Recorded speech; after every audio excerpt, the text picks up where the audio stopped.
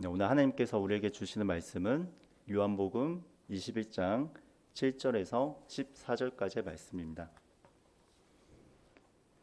요한복음 21장 7절에서 14절까지의 말씀을 저와 여러분이 교독하도록 하겠습니다. 마지막은 함께 읽고 제가 먼저 읽겠습니다. 예수께서 사랑하시는 그 제자가 베드로에게 이르되 주님이시라니. 시몬 베드로가 벗고 있다가 주님이라 하는 말을 듣고 겉옷을 두른 후에 바다로 뛰어내리더라.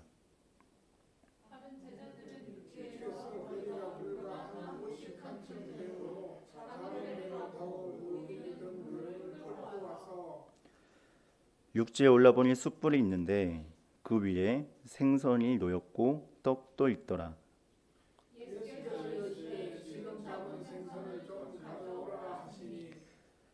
시몬 베드로가 올라가서 그물을 육지에 끌어올리니 가득히 찬 큰 물고기가 150마리라 이같이 많으나 그물이 찢어지지 아니하였더라.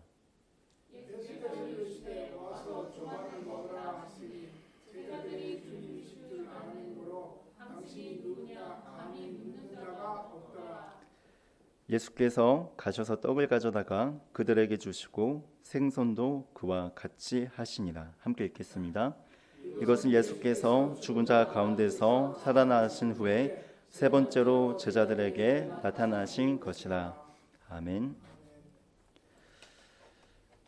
어떤 한 청년이 있었습니다. 가장 존경하고 좋아했던 교수님의 은퇴 초대장을 받게 되었습니다.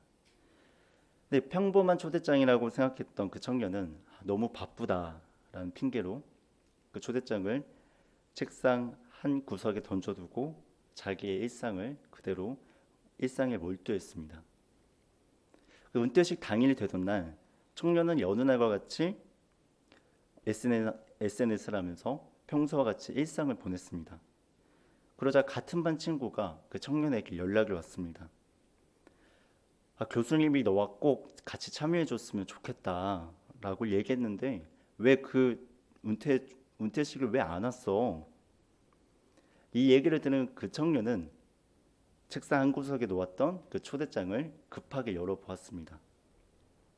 근데 그 초대장을 열어보니까 교수님의 친필로 적힌 편지가 있었습니다. 내가 가장 아끼고 좋아하는 제자인 너가 꼭 나와 함께 했으면 좋겠구나. 하지만 그 청년은 너무 늦게 편지를 읽었고 이미 시간은 지나갔고 그 기회는 돌아오지 않았습니다. 우리 삶에도 이와 같이 많이 바쁜 이유로 우리 삶의 우선순위가 무엇인지에 따라서 우리에게 들려오는 그 메시지가 우리는 확인하지 못하는 메시지와 확인하는 메시지로 나뉘는 것 같습니다. 신앙생활에도 마찬가지인 것 같습니다. 오늘날 우리가 살아가면서 하나님께서 나에게 보내시는 메시지는 없는지 우리가 한번 돌아보아야 할 때입니다. 요한복음 21장 7절은 이렇게 기록되어 있습니다. 제가 읽겠습니다. 예수께서 사랑하시는 그 제자가 베드로에게 이르되 주님이시라니.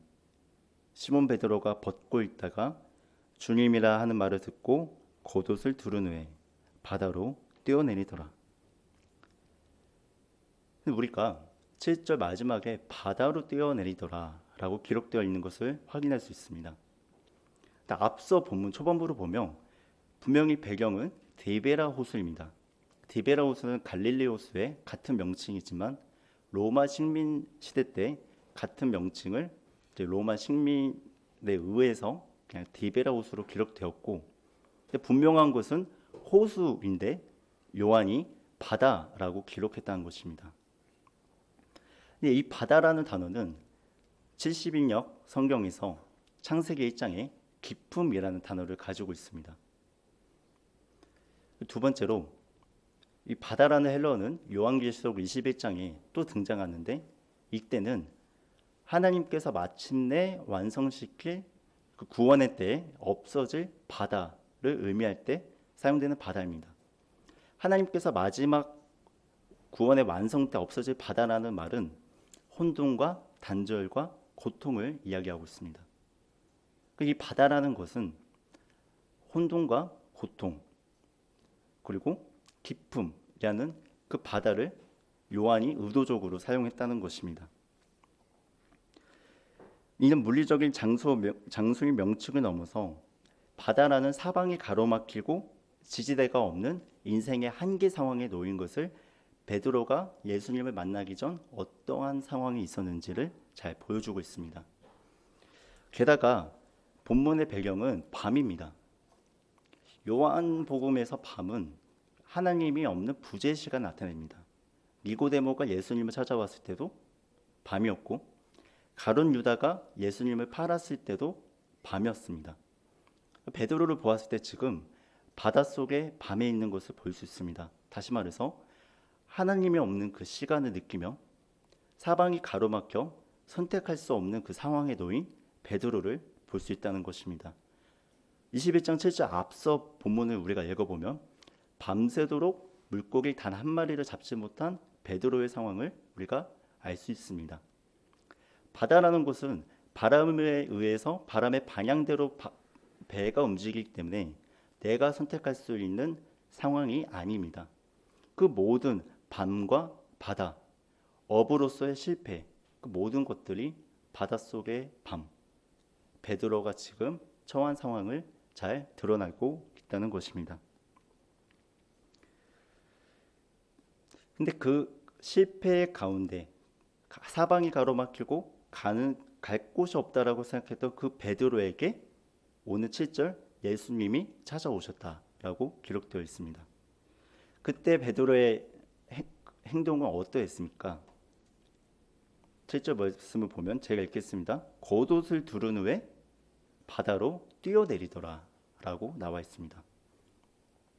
겉옷을 두르다라는 표현은 출애굽기 12장에서 제사장이 하나님의 사명을 받기 전에 허리띠를 동여매다 준비하다라는 그 장면을 연출시키고 그리고 뛰어내리다라는 헬라어 표현에는 제1대명사와 동사가 함께 쓰인 헬라어 단어인데 스스로를 내던지다라는 뜻이 있습니다. 다시 말해서 베드로가 한계의 바다 가운데에서 하나님이 없는 그 시간을 보내고 있을 때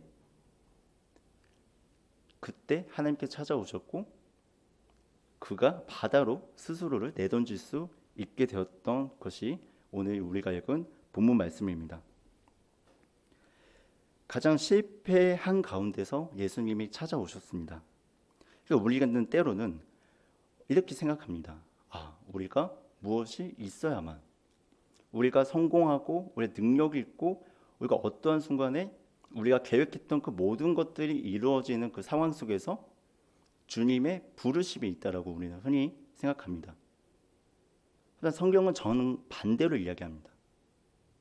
그러니까 내가 가장 잘할 수 있다라고 생각했던 베드로에게는 그게 어부의 일이었지만 그 물고기 한 마리가 밤새도록 일을 했는데도 잡히지 않았을 때 바닷속의 밤 가운데 홀로 정처 없이 바다 위를 떠다니고 있을 때 그 가운데로 예수님이 찾아오셨다라는 것입니다. 주님께서는 풍족한 항구로 찾아오시는 것이 아닙니다. 바로 베드로가 오늘 처한 상황이었던 것처럼 사방이 가로막히고 선택권이 없다라고 생각했던 그 바다 한가운데로 예수님이 찾아오셨다라는 것입니다. 예수님께서 찾아오셨을 때 비로소 베드로는 스스로를 바다 가운데로 몸을 던질 수 있었습니다. 더 이상 베드로가 물고기를 많이 잡아서 그가 어떤 성취를 이루어서 그가 베드로가 계획했던 목표가 모든 것이 다 이루어져서 예수님이 찾아온 것이 아니라 바다 한가운데에서 바닷속의 밤 가운데 있을 때 예수님을 찾아오셨고 그 예수님이 찾아오셨을 때 7절 본문에서 밤이었던 배경이 새벽이 되고 두 다리를 놓을 수 없었고 바람에 의해서 움직였던 바다 위에 있던 베드로가 두 다리를 선 채로 육지로 예수님께 나올 수 있었다라는 것입니다. 오늘 말씀을 통해서 본문을 이야기합니다. 우리 삶에 오셔서 우리도 바닷속의 밤 가운데 하나님께서 우리에게 보내시는 메시지가 있는지 없는지를 우리가 확인해야 될 때라는 것입니다. 우리가 지금 어디에 있는지, 우리도 베드로와 같이 바닷속의 밤 가운데 우리가 잡지 못한 빈 그물만 바라보며 하나님이 없다라고 생각하는 그 시간을 보내고 있다면 그 자리가 바로 우리에게 보내지는 하나님의 메시지를 들어야 할 때라는 것입니다. 이제 본문 9절 말씀에도 이렇게 나와 있습니다. 제가 읽겠습니다. 육지에 올라보니 숯불이 있는데 그 위에 생선이 놓였고 떡도 있더라. 마침내 자기가 가장 잘할 수 있다라고 생각했던 그 바닷속의 밤 가운데 있던 베드로가 첫 번째 예수님이 찾아오셨을 때 육지로 서게 되었고, 그 육지에서 지금 보게 된 것이 가장 첫 번째 등장하는 숯불입니다. 신약 성경에서 숯불은 2번 나옵니다. 요한복음 18장 18절에서, 그리고 지금 제가 읽어드린 21장 9절에서 나옵니다. 근데 이 같은 숯불이지만 냄새가 다릅니다. 왜냐하면 요한복음 18장 18절에서 베드로가 첫 번째 맡았던 그 숯불은 예수님을 부인하고 예수님을 모른다라고 했던 그 장면에서 추위 속에 몸을 녹이기 위해, 추위를 견디기 위해 찾아갔던, 어떻게 보면 회피의 장소가 숯불, 불을 쬐고 있었다라고 나와 있는데, 그 헬라어에는 숯불이라고 나와 있습니다. 어떻게 보면 베드로에게 가장 맡고 싶지 않았던 냄새가 숯불이었을지 모릅니다. 예수님을 부인했다는, 예수님을 모른다고 부인했다는 스스로에 대한 수치심.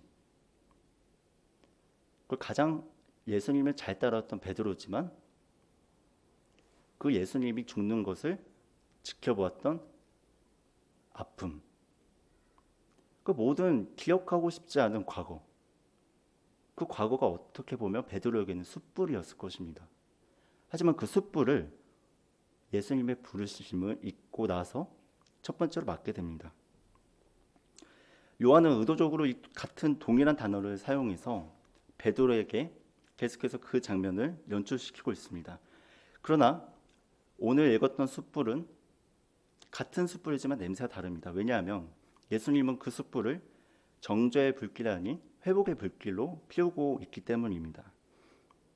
숯불만 있었던 것이 아니라 숯불 위에 떡과 생선이 있었다라고 기록되어 있습니다. 요한복음 6장 35절 오병이어 사건 때 똑같이 떡과 생선이 나오는데, 이때도 예수님이 스스로를 떡과 생명이다 라고 이야기하십니다. 숯불 위에 떡과 생선이 놓여 있는 것을 보았던 베드로는 과연 어떤 것을 보았을까요? 본인이 기억하고 싶지 않았던 그 과거, 수치심, 오늘날 나의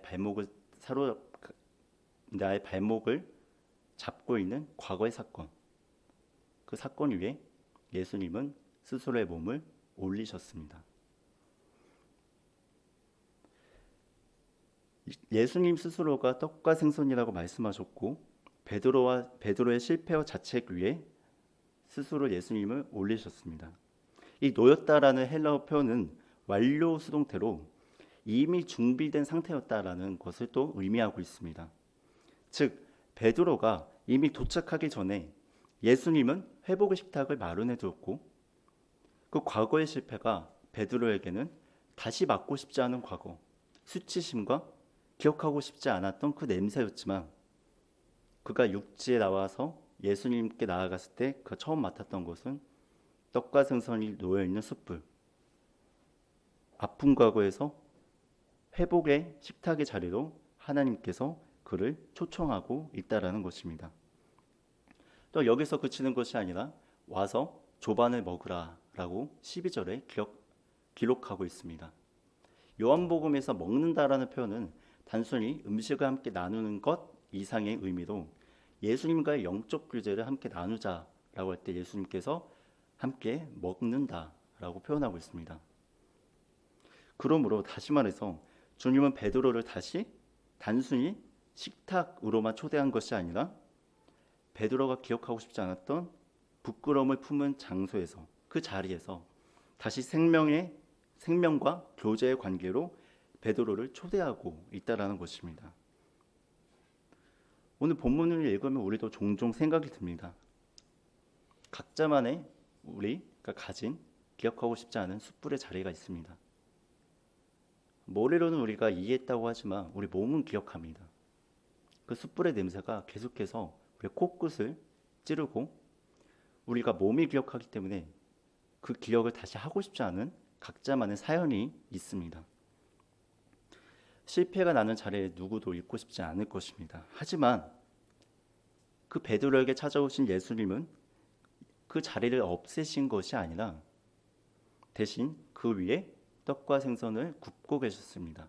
다시 말해서 우리가 기억하고 싶지 않은 과거 가운데 예수님께서도 우리와 함께 하시고 계신다라는 것입니다. 그 기억을 지우지 않고 치유하시는 은혜, 그것이 주님의 회복의 방식입니다. 그러므로 우리도 때로는 숯불 앞에 다시 서야 합니다. 그곳은 정죄가 아니라 주님께서 우리에게 어느 날 보내는 메시지를 확인할 자리이기 때문입니다. 10절 말씀을 제가 읽겠습니다. 예수께서 이르시되 지금 잡은 생선을 좀 가져오라 라고 말씀하십니다. 근데 우리가 본문을 읽었을 때 베드로가 스스로 물고기를 잡았는지 우리가 알 수 있습니다. 베드로가 스스로 물고기를 잡았나요?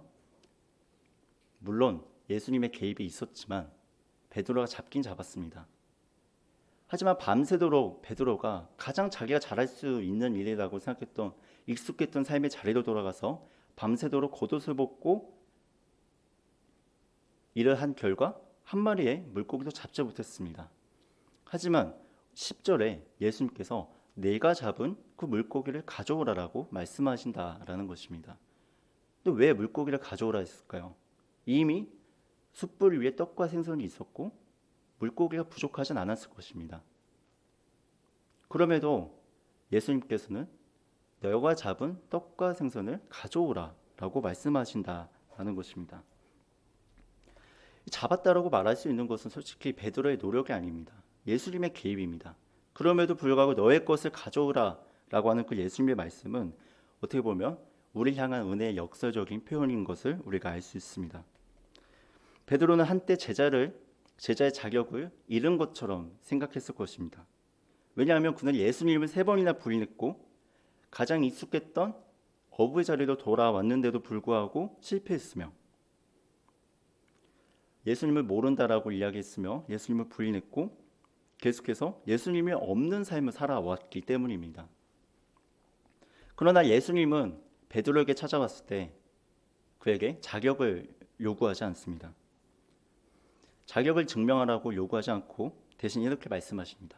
오늘 우리가 읽었던 본문 말씀인 내가 잡은 것을 가져오라.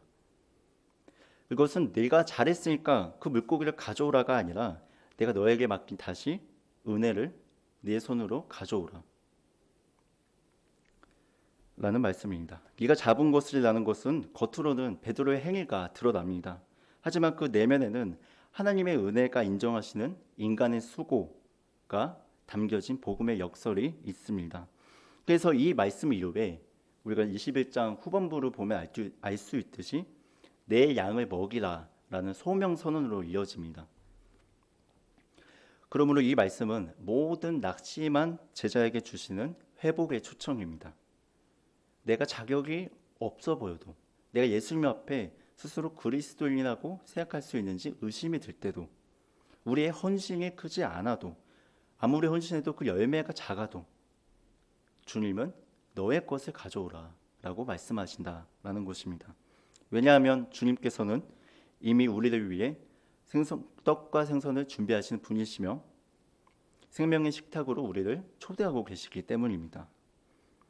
결국 이 구절은 자격이 있는가에 대한 우리 사람의 질문에 복음이 대답하고 있습니다. 나는 부족하지만 주님은 충분하십니다. 우리의 실패를 회복하시는 주님은 우리의 작은 순종을 은혜의 언어로 바꾸신다라는 것입니다. 그러므로 오늘 예수님께서는 우리에게 본문 말씀 통해서 이야기하고 계십니다. 많은 물고기가 아니라 내가 잡은 너의 것을 가져오라. 그것이 주님께서 사용할 은혜의 시작입니다. 우리의 자격이 아니라 부르신 은혜로 그리스도인은 나아가야 된다라는 것입니다. 우리는 요한복음 21장 7절에서 14절까지의 말씀을 함께 묵상해 보았습니다. 주님께서 어떻게 실패한 제자에게 찾아가셨고 그 실패한 제자를 다시 예수님 앞에 소명을 주며 예수님 앞에 다시 나아갈 수 있는 제자로 회복시키는지에 대해서 본문 말씀 통해서 살펴보았습니다. 바닷속의 밤 가운데 베드로가 주님께서 보낸 메시지를 잊지 못했던 이유가 무엇이었을까요? 본인의 스스로의 한계 때문에, 하나님이 없다라고 생각하는 스스로의 생각 때문에? 그 자리가 근데 바로 하나님께서 우리에게 메시지를 보내는 것을 확인해야 될 자리라고 말하고 있었습니다.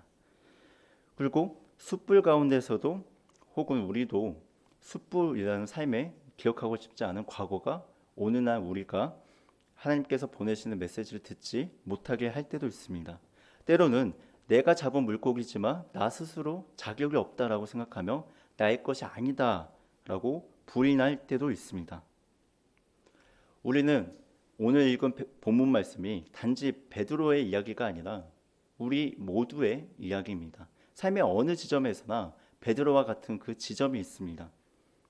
삶의 한계 가운데서, 바닷속의 밤 가운데서, 피하고 싶은 숯불의 자리 앞에서 빈 그물만 바라보며 허망함을 느낄 때에도.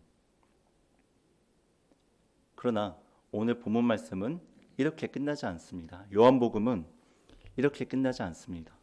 후반부에 보면 우리가 알 수 있듯이 아무것도 할 수 없었던 바닷속의 밤 가운데서 베드로는 예수님의 부르심으로 육지로 서게 되었고, 기억하고 싶지 않았던 그 숯불의 자리가 다시 은혜의 자리가 되었으며, 그 은혜 입은 베드로가 마침내 예수님을 사랑한다라고 고백할 수 있게 됩니다.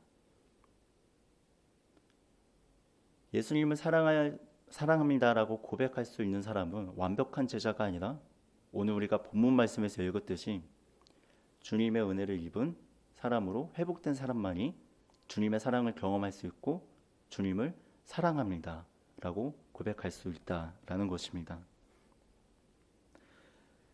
어쩌면 지금 우리 삶에도 아직 펼쳐보지 않은 하나님의 메시지가 책상 한 구석에 놓여 있는지도 모릅니다.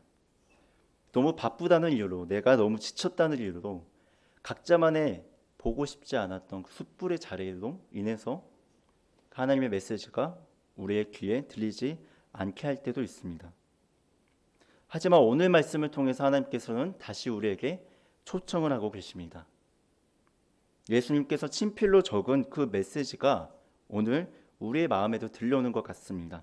내가 가장 사랑하는 너, 네가 꼭 나와 함께 했으면 좋겠구나. 지금이 바로 그 읽지 않았던 초대장을 확인해야 될 때입니다. 지금이 읽지 않았던 하나님의 메시지를 펼쳐야 할 때입니다. 지금이야말로 실패의 바다에서 부끄러움의 숯불 앞에서 빈 그물만을 바라보고 있는 나에게 말씀하십니다. 오늘 본문 말씀을 통해서 늘 여전히 우리를 찾아오시는 예수님의 음성이, 예수님의 은혜가 우리와 함께하길 간절히 소망합니다. 주님은 여전히 우리를 찾아오시며 그리고 말씀하십니다. 너의 것을 가져오라. 나는 너와 함께하고 싶다. 기도하겠습니다. 보이지 않는 바닷속의 밤 가운데서 텅 빈 그물을 바라보며 우리가 낙심할 때에도,